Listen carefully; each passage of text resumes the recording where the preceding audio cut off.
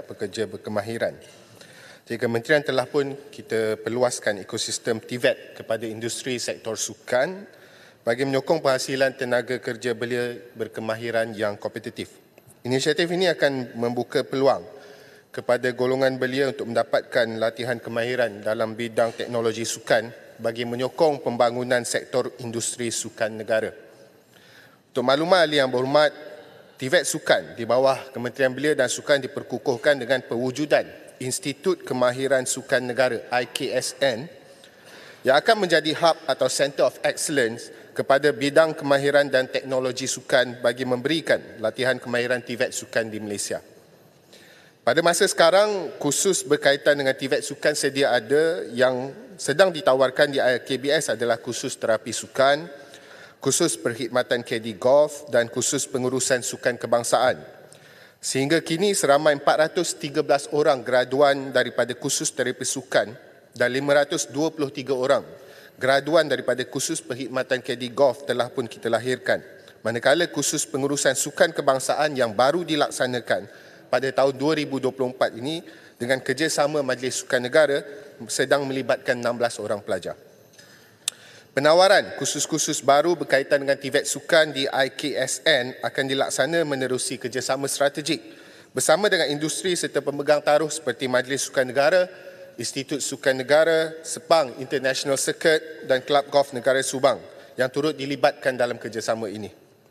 Bagi pelajar-pelajar semester akhir, bagi khusus penuh masa, mereka perlu menjalani latihan industri selama 3 bulan yang bertujuan untuk memberikan pendedahan dan pengalaman kepada pelajar akan situasi sebenar alam pekerjaan. Manakala latihan industri ini dilaksanakan dengan kerjasama antara ILKBS dan industri mengikut bidang-bidang yang berkenaan. Kadar keboleh pasaran graduan ILKBS bagi terapi sukan untuk 3 tahun terkini adalah pada tahun 2021 sebanyak 84.83%, tahun 2022 meningkat sebanyak 96.77% dan tahun 2023 sebanyak 94.62%. Kementerian turut merancang untuk memperluaskan khusus terapi sukan ini ke semua ILKBS bermula dengan pelaksanaan khusus jangka pendek pada tahun 2025.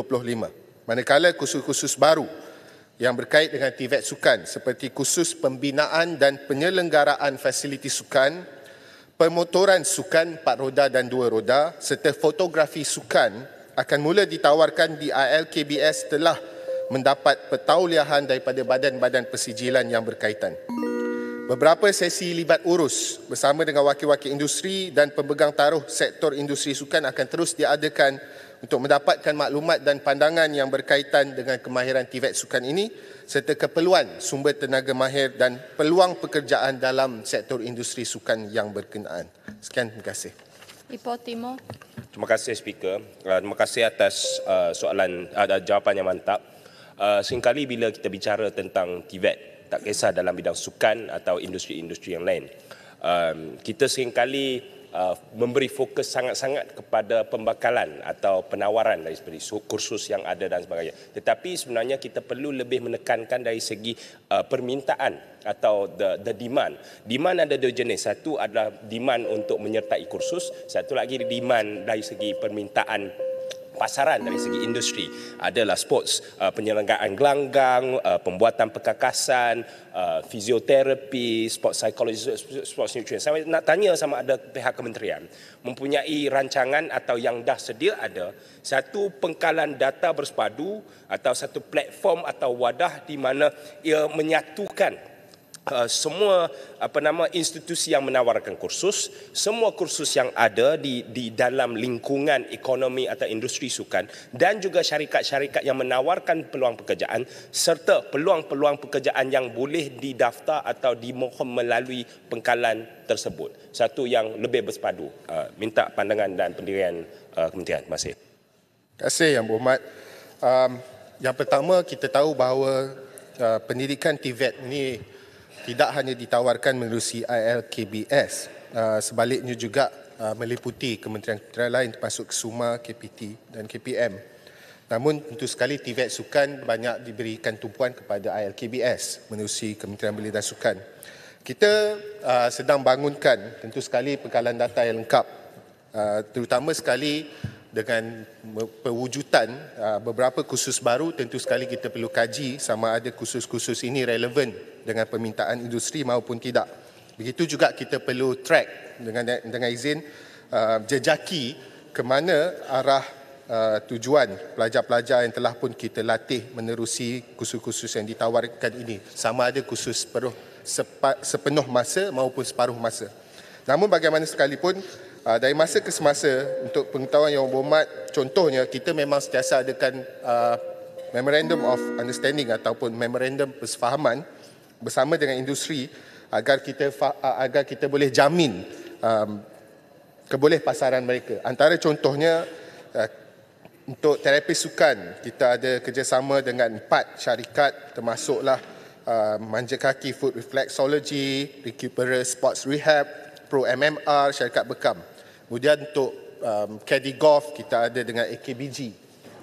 Kita juga jalinkan kerjasama strategik dengan beberapa industri-industri sejak daripada 2018 lagi, Celebrity Fitness, Famosa Golf Resort, Uniputra UPM, dan paling akhir adalah Recuperer Sports Rehab yang saya nyatakan tadi. Ini semua adalah usaha berterusan dan memang kita bagi fokus supaya setiap latihan yang kita jalankan tersebut, setiap graduan yang kita lahirkan, kita boleh pastikan mereka ini terjamin dari sudut pekerjaan yang mereka terima. Alosta. Terima kasih Yang Berhormat Speaker, Yang Berhormat Timbalan Menteri. Saya nak sambung daripada soalan Yang Berhormat Ipoh Timur sahabat saya. Selain daripada industri yang tadi Yang Berhormat sebut, kita cari daripada kalangan industri dan jadi pelajar dalam bidang ini, apakah usaha kementerian untuk melibatkan pihak swasta selain daripada pihak industri, termasuk juga pihak institusi pendidikan? Kerana mereka ni ada kelab-kelab sukan tersendiri yang mungkin ada orang yang berpotensi untuk terlibat dalam bidang kemahiran pengurusan sukan ini. Yang pertama. Yang keduanya, kita juga ada ramai atlet yang telah bersara Yang Berhormat, dan mereka ni masih muda, masih mampu untuk mengendalikan sukan. Kita pun banyak baca berita tentang atlet yang sudah bersara ni terpaksa hidup dalam keadaan yang tertekan sebab tidak ada sumber pendapatan. Apakah sudi kiranya yang kementerian untuk mengambil kira atlet yang bersara ni, untuk mereka juga terlibat dalam bidang pengurusan sukan sebab mereka ada pengalaman? Dan yang ketiga, soalan mungkin luas skop sikit, adakah pihak kementerian kementerian bersedia untuk anjur sukan dalam kalangan ahli parlimen, contohnya buat permainan kabadi ke? Saya teringin nak lawan Jelutong tapi dia tak ada pagi ni. Ipoh Timur boleh jadi pengadil. Terima kasih Speaker. Terima kasih Yang Berhormat. Itu dia tanya 3 soalan yang saya duk ingat yang last sekali. Yang soalan bagi pelibatan sektor swasta, tentu sekali macam yang saya sebut tadi, selain daripada MOU yang kita tanda tangan untuk memastikan ada peluang pekerjaan, kita juga tawarkan sebagai penyelia ataupun pembekal bagi latihan. Kita juga ada beberapa kursus yang kita tawarkan pada syarikat-syarikat swasta untuk meningkatkan kemahiran dalam kalangan pekerja itu sendiri. Jadi tidak terhad hanya kepada graduan sepenuh masa, tapi juga kita ada kursus-kursus yang berbentuk seperti modular. Jadi ini antara kerjasama supaya kita boleh kembangkan kemahiran dalam kalangan pemain industri sedia ada maupun juga bagi sektor swasta yang ingin menawarkan kemahiran tambahan buat pekerja mereka. Itu yang pertama. Yang kedua juga kita pastikan, bagi soalan kedua tadi, memang kita buka sebenarnya kursus-kursus dan juga latihan-latihan yang boleh diterjemahkan kepada pengiktirafan berbentuk sijil, diploma dan sebagainya kepada atlet-atlet kita juga. Kita ada pelbagai program, sama ada di bawah MAIS, itu Majlis Sukan Negara, ataupun di bawah setiap institusi ataupun agensi KBS. Institut Sukan Negara juga tawarkan kursus kejurulatihan. Di bawah KBS kita tawarkan kursus latihan pengurusan. Ini semua memang terus-menerus secara internal ditawarkan kepada atlet-atlet yang bernaung di bawah Kementerian Belia dan Sukan.